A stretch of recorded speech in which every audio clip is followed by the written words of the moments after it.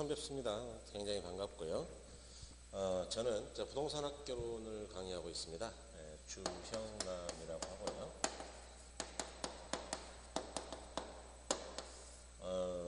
강의는 오래 했죠. 그래서 대략 한 20년 근처 한 것 같고요. 아마도 여러분들이 이제 그 인터넷에서 주형남이라고 아마 쳐보시면, 네이버에서 뒤져보시면 대략적으로 소개가 돼 있을 겁니다. 대략 국내에서 유명하다는 데는 거의 강의를 했어요. 그래서 거의 모든 출판사, 방송 강의, 아니면 강남이나 노량진, 종로 이런 데서 대부분 강의를 했었습니다. 그래서 여러분들이 합격에 도움이 될 수 있도록 또 올해도 최선을 다하도록 하겠습니다. 여러분 그 첫날인데요. 여기 제28회 합격 전략 세미나라는 거를 먼저 좀 말씀을 드릴까 해요. 그래서 거기 첫 번째 보시니까 기출문제 분석이다라고 되어 있는데, 자, 별도 자료가 나갔죠. 자, 27회 기출 적중 분석표입니다. 그래서 이 표를 보시면 첫 번째는 단원별 출제 경향이에요. 그래서 대략 우리 책 어떤 부분에서 얼마나 나오느냐 이런 건데, 요거는 제가 또 이제 수업을 하면서 해당 단원에서 항상 말씀을 좀 드릴 거고요. 표를 보는 방법은 아시겠죠? 예컨대 제1편 부동산학 기초 그러면 26회 때 세 문제 나왔죠. 27회 때도 보니까 세 문제 나왔네요. 그죠? 그래서 이와 같이 해석하시면 되겠고요. 그 다음에 그 뒤쪽에 보시면 2번 긍정형 부정형 계산 문제 분포를 했는데, 이런 것들이 이제 꽤 의미가 있습니다. 여러분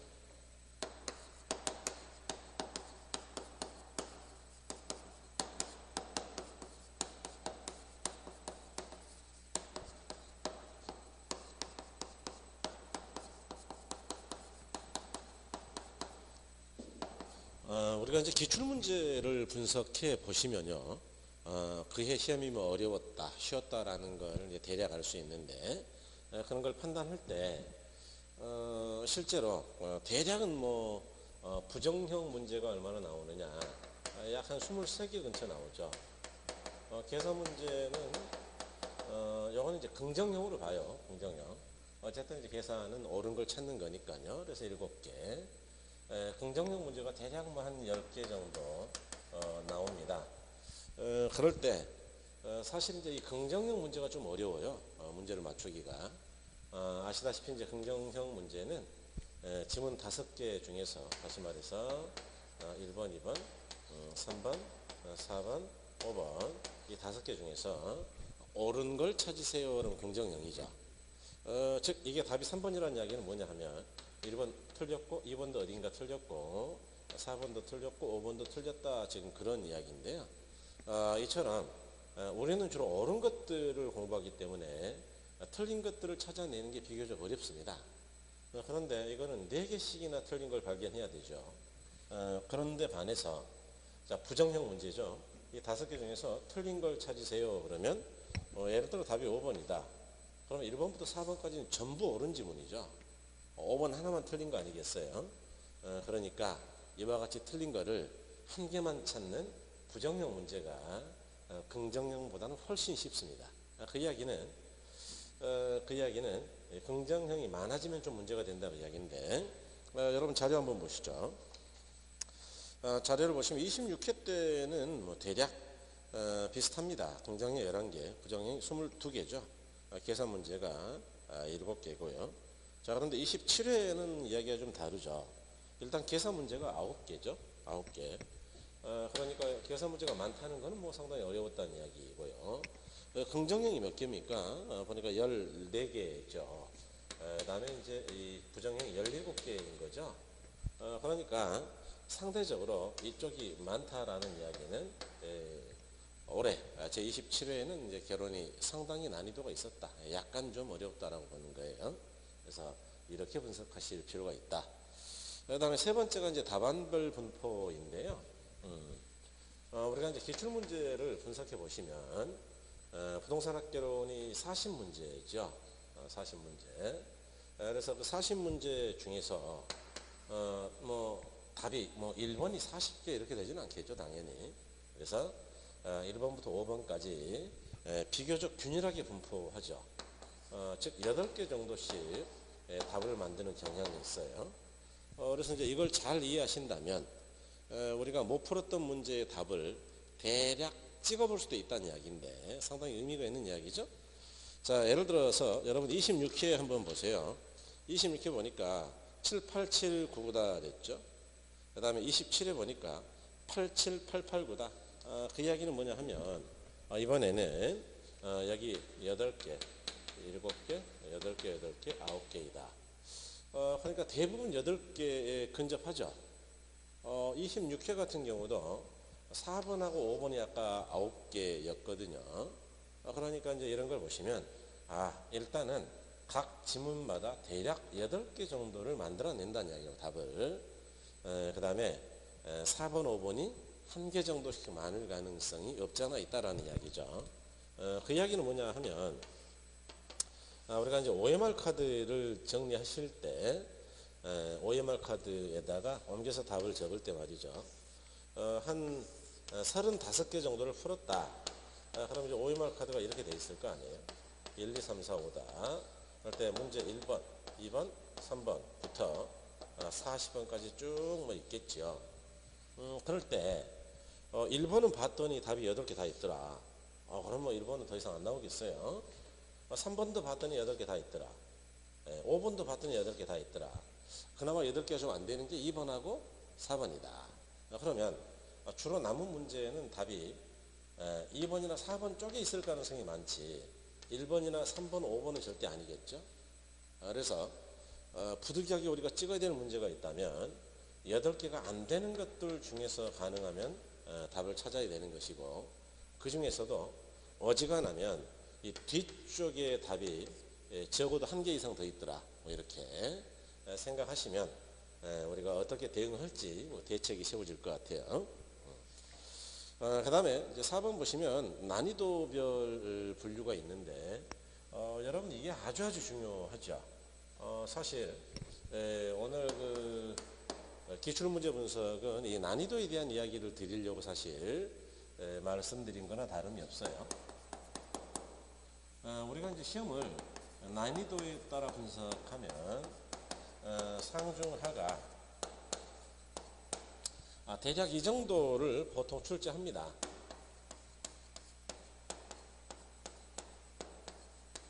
30%, 40%, 30%, 3대 4대 3인데요. 자, 문제 수로 이야기한다면 대략 3, 4, 12, 12문제죠. 요거는 16문제죠. 여기 12문제죠. 그 이야기는 뭐냐 하면 자 이제 그 자료 한번 보시면 26회 보시니까 12개, 18개, 10개 뭐 대략 뭐 비슷합니다. 3, 4, 3. 자, 27회를 보신다 하더라도 13개, 15개, 12개 대략 비슷하죠. 그러니까 요 정도를 지키려고 노력한다는 이야기죠. 자, 그럴 때 이제 우리가 좀 생각해야 되는 게 여러분 우리가 1차 개론이나 민법을 주어진 시간이 이제 100분인데요. 100분 동안에 80개를 다 잘 푸는 경우가 그리 많지는 않아요. 왜 그러냐 하면 일단 시간 관리가 잘 안 된다는 이야기인데 예를 들어서 이 상급 문제는요 굉장히 어려운 문제죠. 그래서 푸는데 시간이 대략 얼마 걸리느냐 3분에서 4분 가까이 걸릴 수 있죠. 그런데 하급 문제는 시간이 얼마 정도 걸리느냐 대략 30초 정도에 끝나는 경우가 많죠. 뭐 1분 안 걸린다는 이야기죠. 보통 중급에서 하급은요 아무리 많이 봐줘도 1분 안에 대략은 풀 수 있죠. 자, 우리가 시험지를 받아보시면 시험지가 어떻게 되어 있냐 하면요 이렇게 되어 있어요. 자, A3 용지입니다. A3 용지가 접철 방식 접어져 있거든요. 그러니까 전지의 반장 크기 굉장히 큽니다. 그래서 이제 2단 편집으로 되어 있고요. 여기 이제 뭐 시험시 주의사항 같은 거 있고, 자, 부동산 학개론 1번, 2번, 3번, 4번, 5번, 6번, 7번, 8번, 9번, 10번 이렇게 쭉 가겠죠. 그 다음에 이제 쭉 가다가 민법 및 민사특별법이죠. 41, 42, 43 이렇게 쭉 갈 것이다. 그럴 때 우리가 일단 순서대로 쭉 풀다 보면 이렇게 쉬운 문제가 앞쪽에 있다면 짧은 시간에 여러 문제를 풀 수 있겠죠. 자, 그런데 출제자들은 여러분들이 합격하는 거를 목표로 시험을 내는 게 아니고 많은 분들이 불합격하도록 시험을 내는 거예요. 그래서 어떻게 하느냐? 통상 보면 자, 이번 시험도 마찬가지고 26회 시험도 마찬가지지만 그런데 이번은 4번이나 8번 같은 것들이 굉장히 어려웠거든요. 아니면 26회 때는 5, 6, 7, 8이 다 어려웠거든요. 이렇게 앞쪽에다가 난이도가 높은 문제를 넣는 거죠. 자, 그런데 별 전략 없이 순서대로 쭉 푼다고 보죠. 자, 1분에 2분, 3분까지 풀었는데 4분 가니까 안 풀려요. 그래서 여기서 한 5분을 썼어요. 또 5분, 6분 이런 데서 시간을 한 3, 4분 썼다. 그러면 대략 한 10분까지 푸는데 10분에 푸는 게 아니고 20분 이상이 걸리는 거죠. 그런데 문제는 난이도가 어려운 문제는 답을 찾기도 어려운 거죠. 몇 개 못 맞춘 거예요. 자, 이렇게 해서 개론을 40분까지 다 풀었더니 시간이 얼마가 흘러갔느냐? 대략은 40분 안에 풀어야 되는 거 아니에요? 그런데 65분 정도가 흘러갔더라. 그러면 남아있는 민법을 도대체 몇 분 안에 풀어야 되는 겁니까? OMR 카드에다 옮겨 적는 게 10분 쓴다 그러면 대략 한 25분 30분 안에 풀어야 된다 그 이야기 아니겠어요? 그러니까 민법을 제대로 보지 않고 풀게 된다는 이야기고 그렇게 되면 민법 점수가 과락이 나올 확률이 높죠. 자, 반대로 민법부터 풀었다 치죠 이번에. 그래서 민법부터 쭉 푸는데 민법은 지문이 긴 것들이 꽤 있어요. 그래서 지문이 긴 것들은 답이 잘 안 보이는 건데 어쨌든 순서대로 쭉 풀었다. 41번부터 80번까지.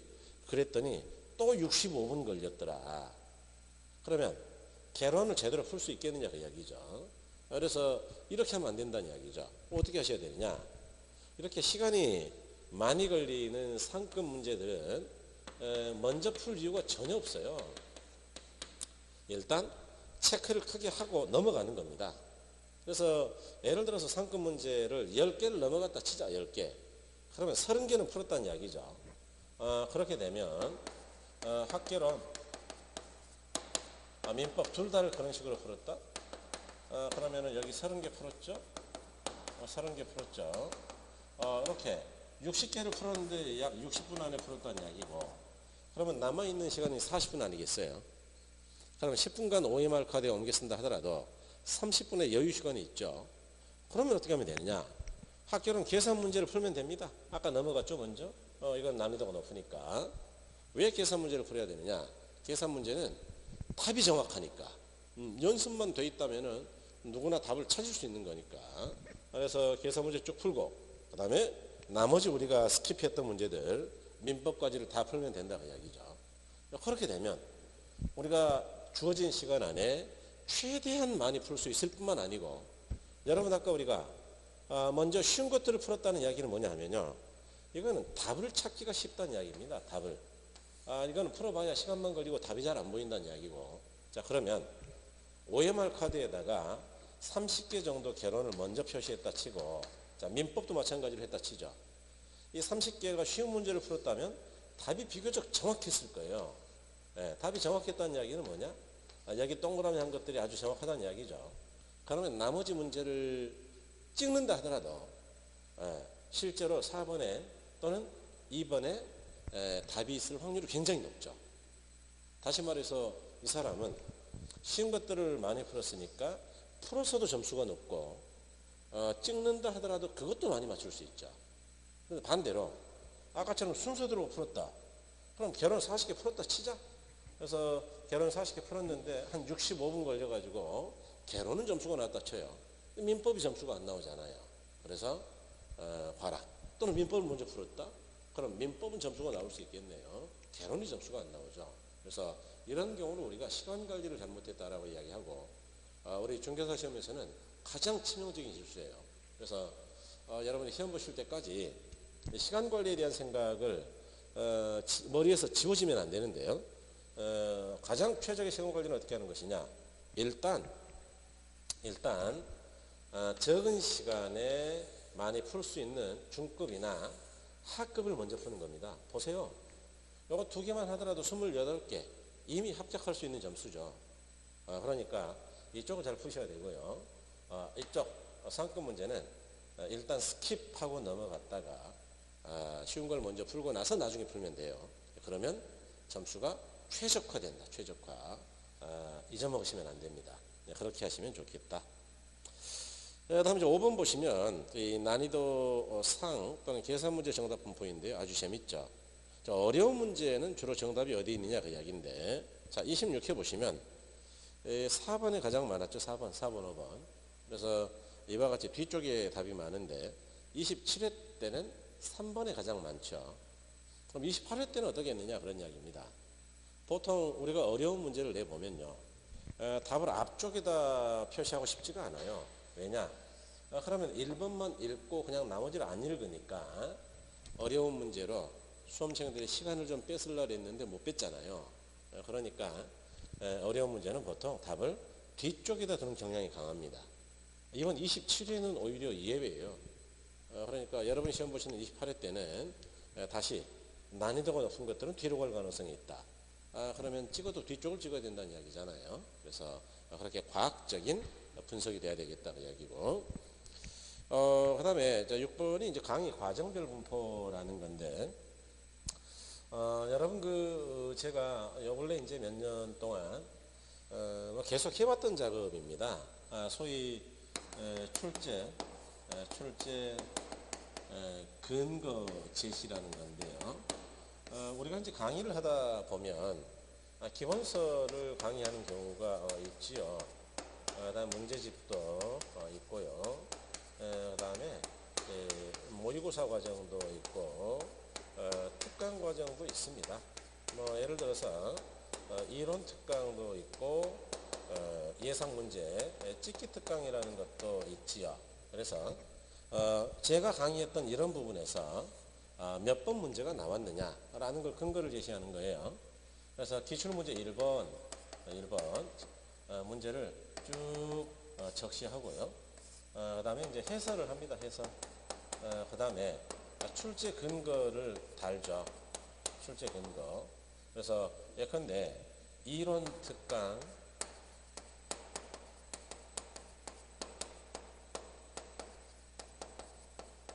핵심 27번이다.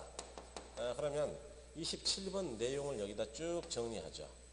아니면 예상 문제 특강, 예상 문제 특강 74번이다.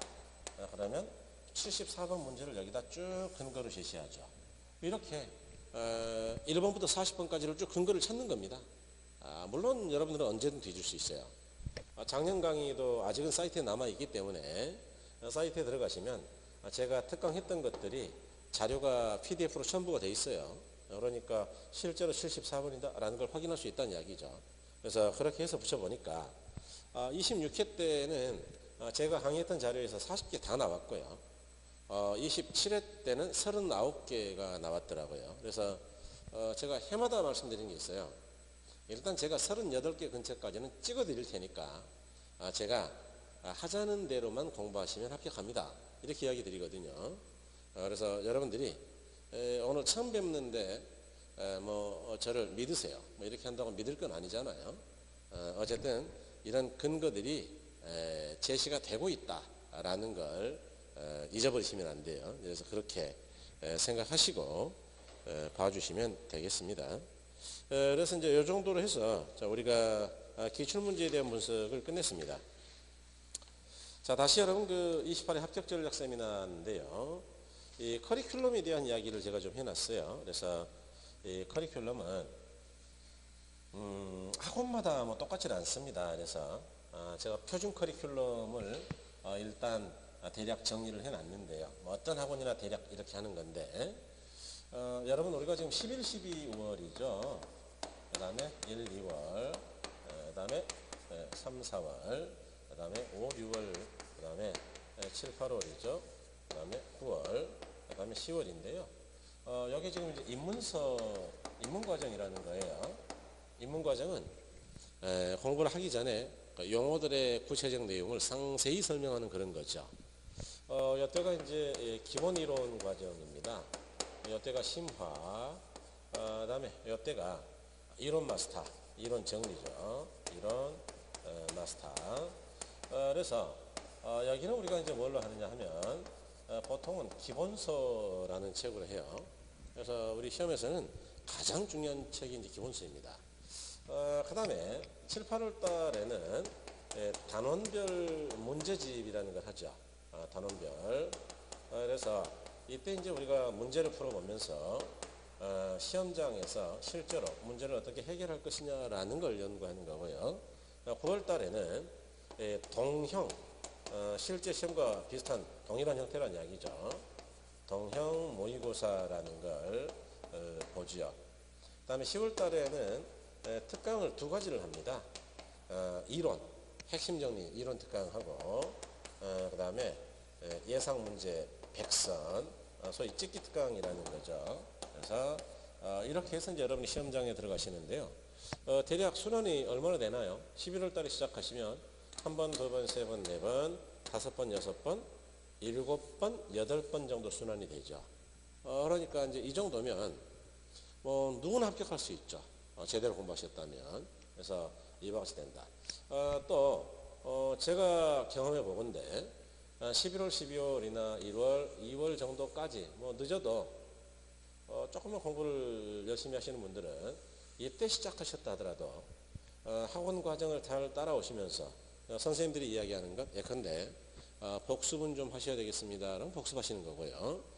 아니면 이 부분은 가능하면 기억을 좀 해주시면 좋겠습니다. 기억하는 거죠. 이와 같이 선생님들이 강조하는 것들을 잘 들어주시는 분들은 100% 합격입니다. 그런데 대부분은 합격까지 못 가는 분들도 있어요. 대략 한 절반 가까이는 합격할 수 있는데 예컨대 학원에 등록한 수강생이 250명이라고 치자. 그러면 이분들이 뭐 이때부터 계속 등록을 했을 거 아니겠어요. 10월달 가면 몇 명 남아있느냐. 끝까지 못해요. 대부분. 10월달 가면 절반 가까이 남아있죠. 한 130명 근처. 그래서 이와 같이 끝까지 남아있는 분들은 거의 합격이에요. 조금 늦게 시작하신 분들은 좀 문제가 있긴 한데 늦게 시작하신 분들은 뭐 1차만 합격하거나 아니면 합격이 안 되거나 뭐 그런데 이렇게 됩니다. 그러니까 여러분들은 일단 뭐 시작하셨으니까요. 꾸준히 체력 관리를 잘 하시면서 끝까지 잘 버티시면 돼요. 그러면 거의 합격한다. 그 다음에 거기 이제 특강에 대한 이야기가 좀 있어요. 뒤쪽에 보시면 제가 특강 과정에서 뭐 2만 원의 행복, 요약집 특강, 기출문제 특강, 테마 50선, 뭐 30일 완성 이렇게 여러 가지를 써놨는데 뭐 이걸 다 하겠다는 거는 아닙니다. 뭐 꼭 뭐 다 할 필요도 없어요. 사실은 학원마다 성격이 좀 다른데 보통들 이러이러한 특강들이 있습니다라고 소개하는 건데요. 자 여기서 두 가지는 제가 꼭 말씀드릴게요. 거기 2만 원의 행복이죠. 보통 2월에서 3월 사이에 하는데요. 이때 우리가 문제풀이를 좀 해요. 문제풀이. 문제는 이때는 중급하고 하급 문제를 주로 다룹니다. 요거는 좀 들어주시는 게 좋아요. 싸잖아요. 일단 실비로만 할 텐데. 왜냐 기본 이론을 대략 한 두 번 정도 들으면 굉장히 공부가 많이 되는 것처럼 느낍니다. 그런데 실제로는요 이분이 아직 문제 풀 능력이 전혀 없어요. 그러니까 이 문제풀이 특강을 통해 가지고 아직 나는 문제 풀 수 있는 능력이 안 되는구나 라는 걸 알면 계속해서 열심히 할 수 있는데 이런 걸 안 들이시면요 본인이 착각을 합니다. 이때는 정말 어려웠는데 이제 좀 알아듣네. 공부가 됐구나. 게다가 이제 봄이 되잖아요. 봄. 이럴 때 이제 슬럼프가 많이 와요. 그러니까 슬럼프를 이기기 위해서는 다시 한번 긴장을 해야 되고요. 그 다음에 이제 5월 근처에는 기출문제 특강을 할 거예요. 여러분 이 기출문제 특강은요 어떤 시험을 준비하는 사람들도 어떤 공부를 하는 사람들도 기출문제를 정리하지 않고 합격하는 방법은 거의 없어요. 그래서 이 기출문제 특강은 가장 중요한 그런 특강입니다. 그래서 여러분들이 다는 못 들으시더라도 특강을 요거 2개 정도는 꼭 들으셔야 되겠다 라고 강력하게 권하는 바입니다. 그래서 그러시면 좋겠어요. 그 다음에 이제 큰 3번에 자, 공인중개사 시험의 함정이다 그랬는데 제가 이제 효율적 공부방법하고 시험 요령의 필요성이라고 써놨는데요. 바로 이번에 이제 시험 요령은 여러분들이 3월 달부터 모의고사를 봅니다. 그러니까 이제 모의고사를 몇 번 보면서 계속 확인하면 내가 지금 모의 시험을 볼 때 이런 문제가 있구나 라고 생각하고 조정하시면 되는 거고요. 첫 번째 효율적인 공부방법인데 맨 첫 번째 보니까 1차 우선의 중요성이다 되어 있죠. 그러니까 1차가 안 되면 2차가 아무리 점수가 높아도 불합격이죠. 그래서 일단 1차는 반드시 돼야 됩니다. 그래서 무엇보다도 1차 공부는 많이 돼야 된다.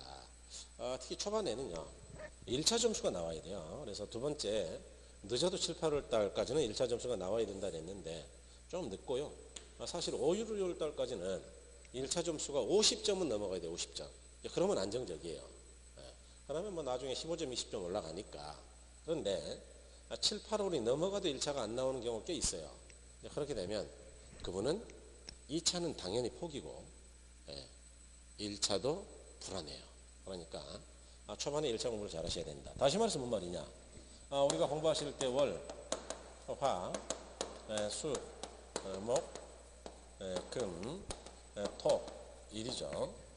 그럴 때 일단 초반에는 일요일날 쉬십시오. 뭐 가족분들도 계시니까 쉬시고요. 그런데 이 6일간은 어떻게 한단 말이냐. 자, 1차, 2차 수업을 다 듣는다 하더라도 시간표에 따라서 2차는 강의는 들어요. 강의는 듣는데 예를 들어서 월요일날 민법을 했다. 그러면 화요일날 개론을 한번 하시는 거고 그 다음에 또 민법을 하겠죠. 민법을 하겠죠. 그 다음에 또 개론을 한번 하겠죠. 다시 또 민법을 한다. 예를 들어. 그리고 2차는 강의만 계속 듣는 거예요. 그러면 개론을 지금 몇 일 한 겁니까? 이틀 한 거죠. 민법은 몇 일 한 거냐? 4일 한 거죠. 뭐 개론과 민법을 3일 3일 하지 않고요. 민법을 4일 하고 개론을 이틀 정도만 복습을 해줘도 개론 제가 책임질게요. 민법이 워낙 중요한 과목이기도 하니까 조금 더 하셔도 돼요. 문제는 일주일 내내 민법만 하고 개론을 안 한다는 게 문제예요. 그러면 개론이 학문이고 이론 과목이라 나중에는 오히려 훨씬 어렵거든요. 그래서 개론이 발목을 잡을 수 있어요. 그러니까 그러시면 안 되고 대략 1차 중심으로 하되 민법과 개론을 적절히 시간을 안배하셔야 된다라는 거 좀 말씀을 드리고 싶어요. 두 번째까지 이야기 드렸죠. 그 다음에 이제 세 번째 보니까 중요 부분과 덜 중요한 부분을 나누어 공부한다 했는데 이거는 걱정 안 하셔도 됩니다. 제가 수업하면서요. 중요한 것들과 중요하지 않은 것들을 명확하게 나눌 거예요. 그래서 이거는 대략 몇 번 정도 시험에 나왔고 이번에도 나올 확률이 높습니다. 이렇게 제가 정확하게 의견을 피력하겠습니다. 그 다음에 상급보다는 중급 학급에 집중한다 그랬죠. 아까도 그랬죠. 여러분 우리 시험은요. 일반 고시하고는 달라서 어려운 문제이고 시간을 많이 사용하는 문제라 하더라도 2.5점 쉬운 문제고 시간이 얼마 안 걸린다 하더라도 2.5점이에요. 그러니까 무조건 문제당 같은 점수입니다. 바로 가장 중요한 건 짧은 시간에 정확하게 답을 맞추면서 많이 풀 수 있어야 돼요. 그래서 상급 문제를 먼저 하시면 안 됩니다. 절대. 그래서 아까 말씀드린 것처럼 중급이나 하급 문제를 먼저 착실히 잘 풀고 나중에 상급으로 가셔야 돼요. 그래서 그런 거를 다시 한번 이야기 드리겠습니다. 여러분 이렇게 해서요. 오리엔테이션을 마쳤습니다. 그래서 여러분들이 이제 근본에 저와 함께 하시면서 좋은 결과가 있으시길 바라겠고요. 저도 또한 열심히 노력하겠습니다. 잠깐 쉬셨다가 바로 진도로 가도록 하겠습니다. 여러분 수고하셨습니다.